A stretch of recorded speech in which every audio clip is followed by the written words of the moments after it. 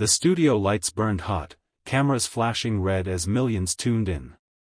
The atmosphere was tense, and you could almost hear the collective breath of the audience being held. Trump sat forward in his chair, his jaw tight, trying to wear that old air of confidence.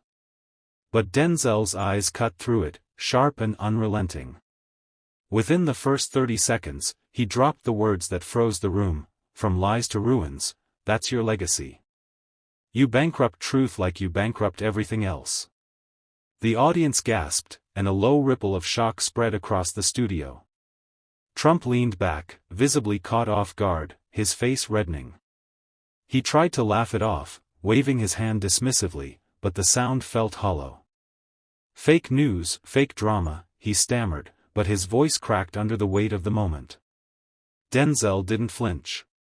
He leaned closer, voice steady but thunderous in its delivery, cutting through the noise. "America isn't your casino. You gambled with people's lives, with their futures, and you lost." The crowd erupted, some clapping, some booing Trump, but everyone was locked in. It was no longer a debate, it was an interrogation, and Denzel had just drawn first blood. Trump's fists clenched on the table, his jaw trembling as if he was holding back an explosion. Trump finally snapped back, slamming his palm on the table. "You don't know what it takes to lead this country. You play roles, I built an empire." His voice cracked, a mixture of anger and desperation. But Denzel didn't even blink, he smirked, shaking his head slowly, like a man who had heard it all before.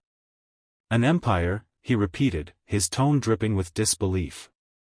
"Your so-called empire is a trail of unpaid workers, gutted businesses, and broken promises. You turned bankruptcy into a business model. And now, you want Americans to believe you can save them?" The audience leaned in, hungry for more, while Trump's composure crumbled. He pointed a finger at Denzel, his lips twitching. "You're an actor. Stick to Hollywood. I lived in the real world." But that only opened the door wider for Denzel's counterattack. His voice sharpened, steady and fierce. "Hollywood is fiction.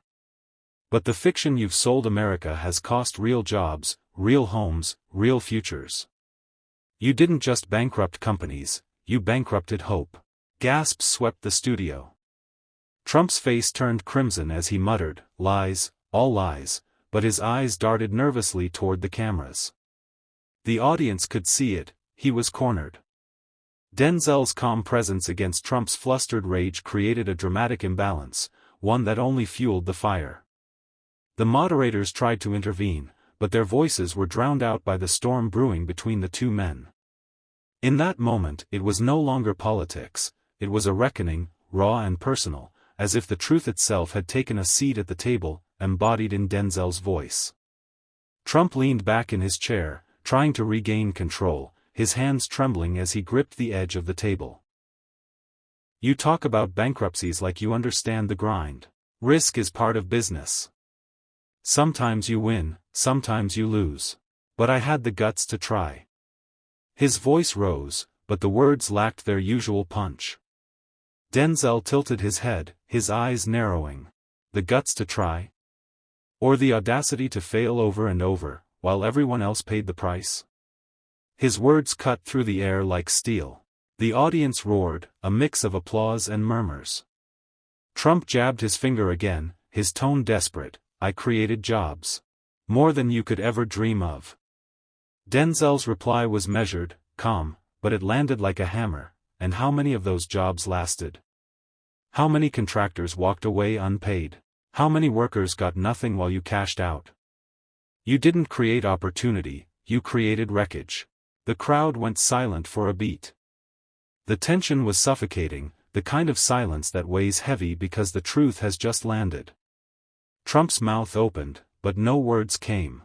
His jaw clenched as if he was trying to choke back the embarrassment. Denzel leaned slightly forward, voice low but commanding. "You've been selling illusions, Donald. The only thing you know how to build is a facade. And America is tired of living inside your ruins." Gasps echoed again, louder this time. Some audience members stood, clapping, while others just sat wide-eyed, unsure if they were watching a debate or witnessing history tear open live. The moderators exchanged nervous glances. They knew they had lost control of the stage. It wasn't about questions anymore. It was Denzel versus Trump, truth versus bravado, and the room was holding its breath for the next strike. Trump finally leaned forward, gripping the microphone like it was the last rope holding him steady. His face flushed red as he snapped, "You think you can lecture me? You're just an actor. You've never run a company, never carried the weight of making payroll, never faced the fire I have."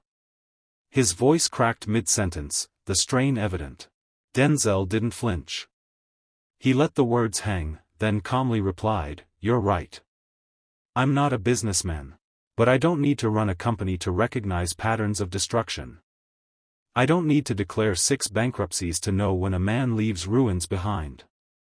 You brag about being in the fire, Donald, you lit that fire yourself, and you burned everyone around you."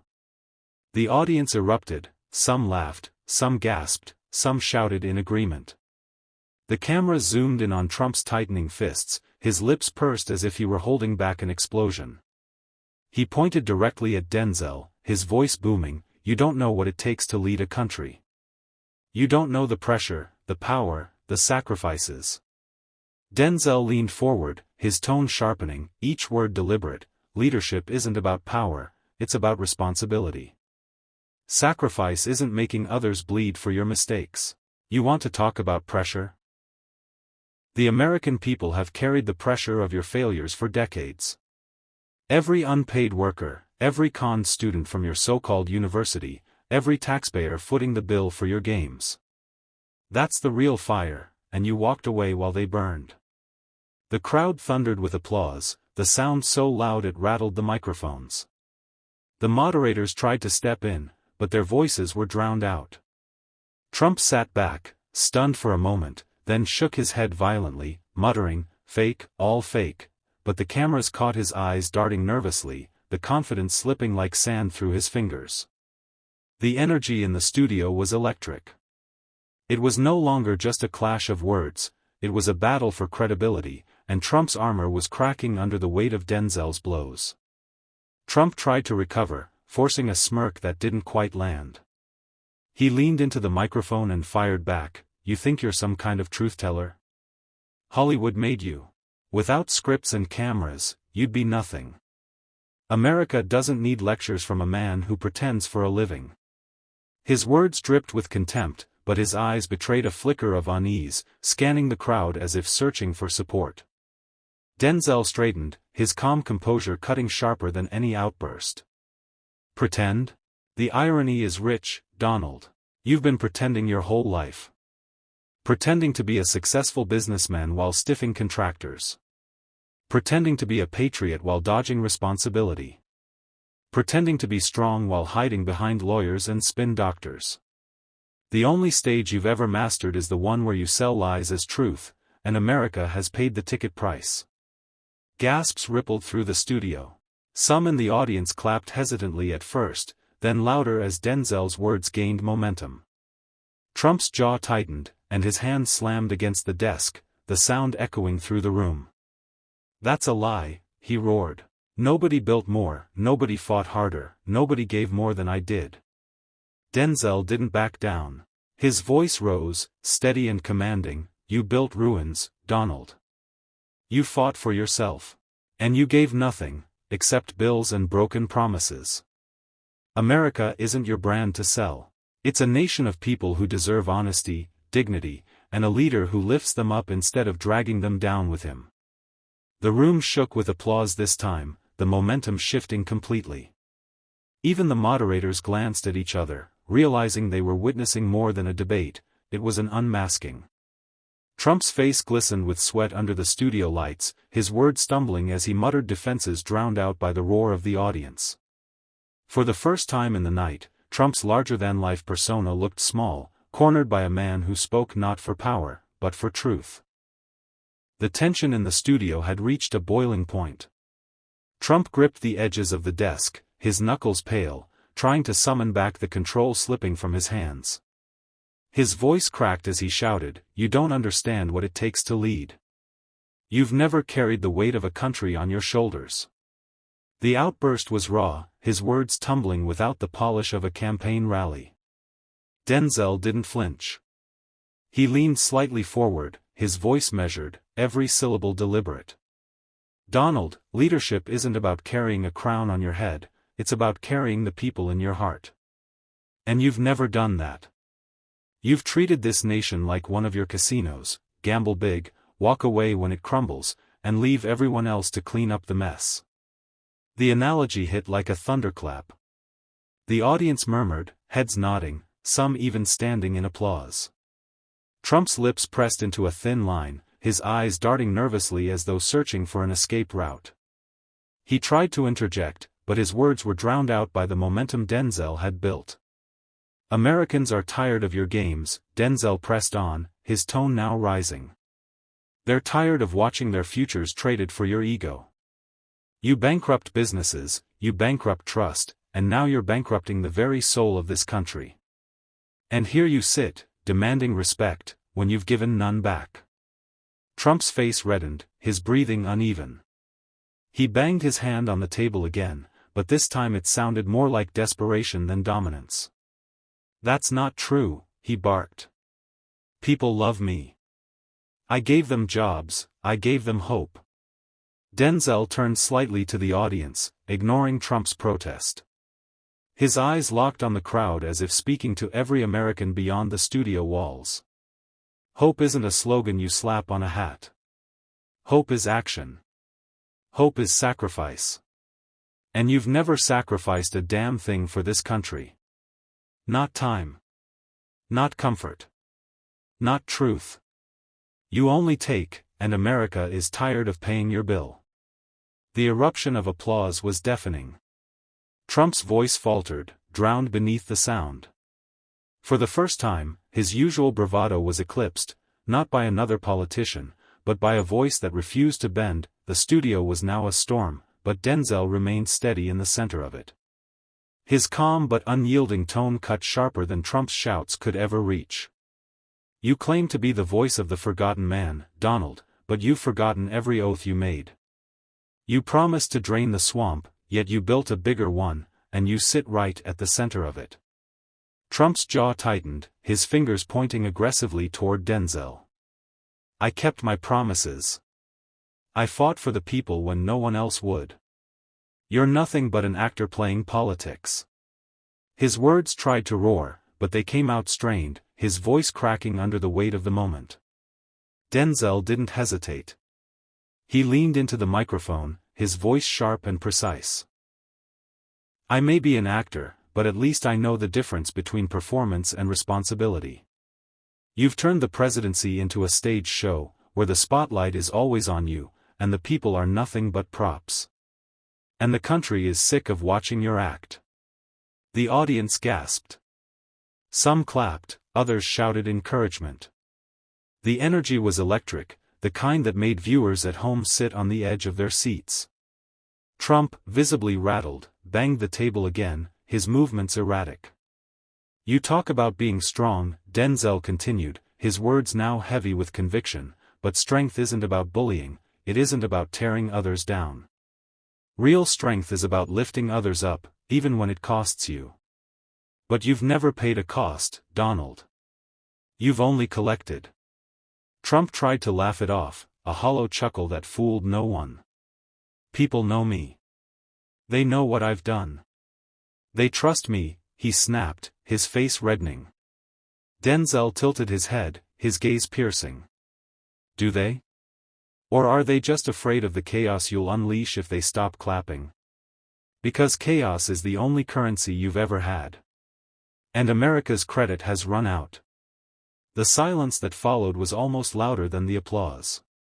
Trump's face twitched as if searching for the words to strike back, but nothing came. For the first time in the broadcast, the room belonged entirely to Denzel. Trump finally leaned back in his chair, waving his hands like a man trying to swat away invisible blows. You're twisting everything. You sound like the fake media, repeating their garbage talking points. His voice was shaky, his gestures exaggerated, his confidence slipping like sand through his fingers. Denzel didn't flinch. He waited, letting the tension hang, then spoke with a clarity that hit like a hammer. This isn't the media talking, Donald. This is the record you built yourself. Every bankruptcy, every lawsuit, every unpaid worker, it all adds up. You've bankrupted more than businesses. You've bankrupted trust, dignity, and the very idea that leadership can be honest. The audience erupted, their cheers echoing like waves crashing against stone. Trump's face tightened, his mouth opening and closing like a man who wanted to shout but couldn't find the words. He slammed his hand on the desk again, desperate to regain control. But Denzel pressed forward, his tone unshakable. You've turned lies into an empire, and empires built on lies always crumble. Rome fell, Donald. Corrupt kings fell. And you? You're no exception. The people see it.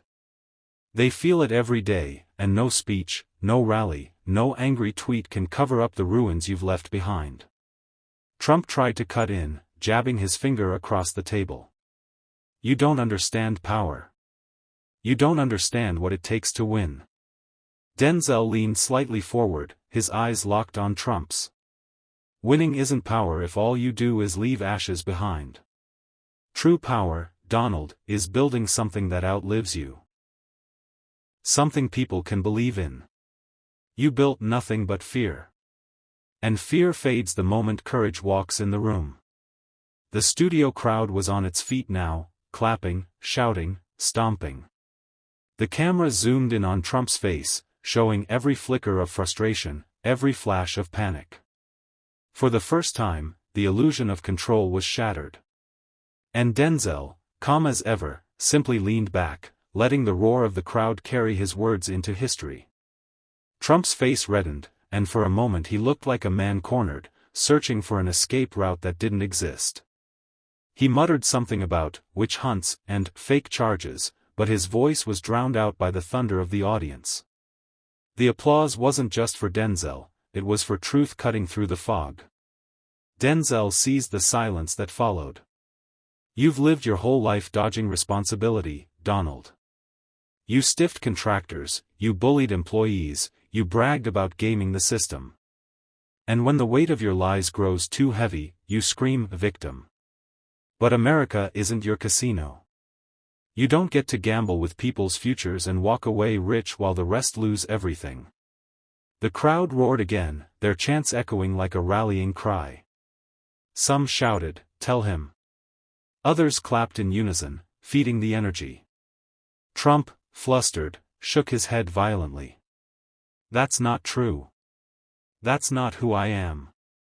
His voice cracked under the strain, but no one missed it.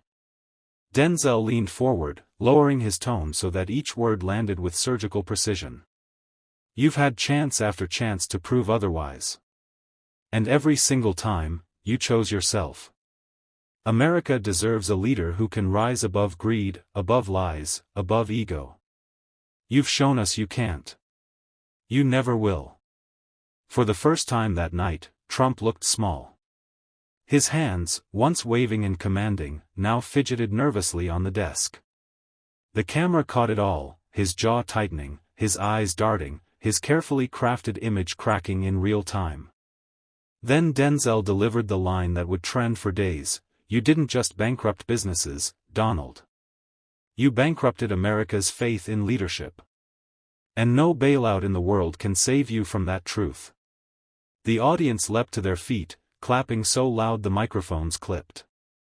Even the host sat back in stunned silence, realizing they were witnessing more than a debate, it was a dismantling, live and unfiltered. Trump opened his mouth to fight back, but nothing came. And in that silence, Denzel's words hung heavy, undeniable, unshakable. The studio felt like it was vibrating. Every clap, every shout from the audience reverberated through the walls, as if the entire country had gathered in that room to witness the reckoning. Trump sat stiffly, his expression flickering between anger and disbelief, but Denzel didn't let the moment fade. He straightened his posture and locked eyes with Trump, calm but unrelenting. This isn't about me embarrassing you, Donald. It's about holding you accountable. You've sold America cheap, turned dignity into a punchline, and called corruption business. But tonight, people see it clearly. You can't hide behind slogans anymore. The camera zoomed in on Trump's face, sweat glistening under the lights, his jaw clenching harder with each word. He tried to interject, muttering about fake news and loyalty, but the crowd had already turned. Their chants grew sharper. Truth. Truth. Truth. The noise was deafening, yet it wasn't chaos, it was clarity. Denzel's voice rose above the storm. Leadership isn't about making yourself richer. It's about lifting people up, protecting their futures, and preserving their trust. And you've broken that trust in ways history will never forget. You'll be remembered not as a builder, not as a leader, but as the man who hollowed out America for his own gain. The words sliced like a blade, and the reaction was instant. Gasps, cheers, people standing on their feet. The host leaned forward, almost whispering, This is history. Trump slammed his fist on the desk, but it only underscored his unraveling. Then Denzel delivered the final blow, a line that would dominate headlines and ignite social media. You can silence critics, you can sue opponents, but you can't sue the truth. And tonight, the truth just beat you. The crowd erupted one last time, their roar drowning out Trump's frustrated shouts. The camera panned wide, capturing Denzel standing firm, Trump sinking into his chair, and the audience chanting as if they had claimed victory themselves. In living rooms across America, people leaned forward in stunned silence before joining in that roar, knowing they had witnessed not just a debate, but a defining moment. A clash between ego and integrity, where integrity won. What we saw tonight wasn't just a debate, it was a reality check. Denzel didn't just challenge Trump, he exposed him. This wasn't about politics, it was about truth versus deception, integrity versus ego. And the people chose truth. Remember, you can silence a voice, but you can't silence reality. The question is, are we finally ready to demand better?